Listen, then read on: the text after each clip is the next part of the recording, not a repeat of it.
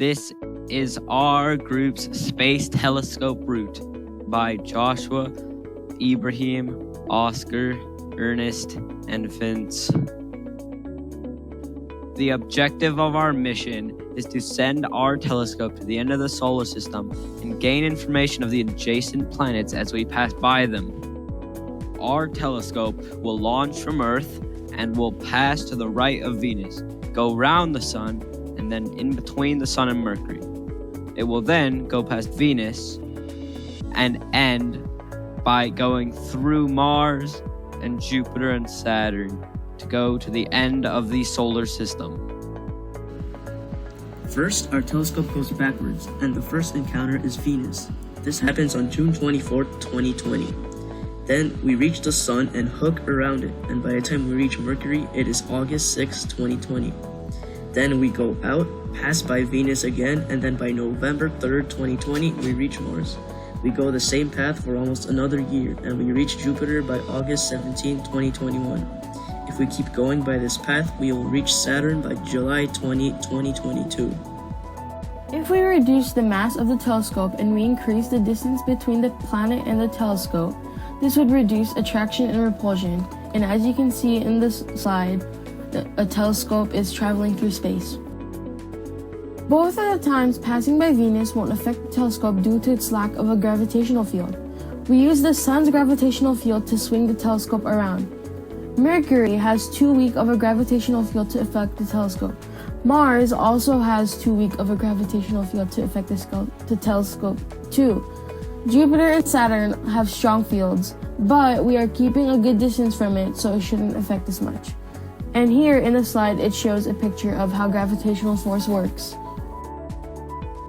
Both of the times passing by Venus won't affect the telescope due to its lack of a magnetic field. We use the Sun's magnetic field to swing the telescope around. Mercury has too weak of a magnetic field to affect the telescope. Mars also has too weak of a magnetic field to affect the telescope.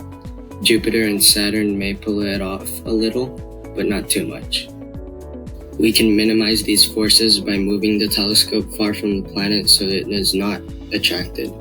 We can use side thrusters to move the telescope out of the planet's magnetic field.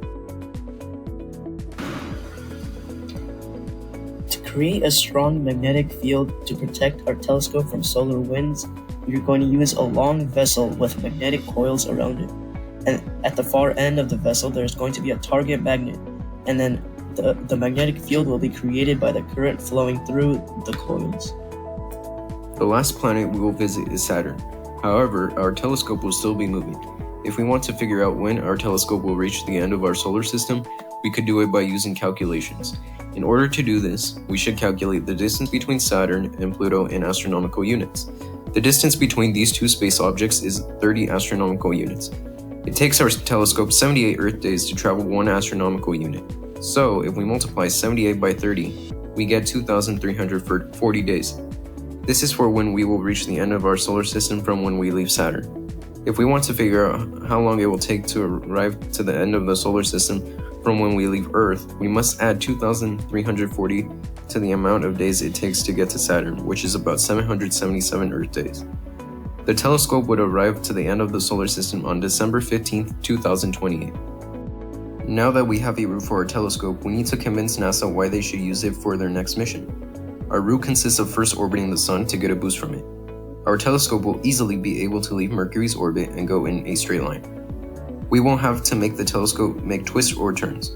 While going in this route, we will also be able to see 5 of the 8 planets.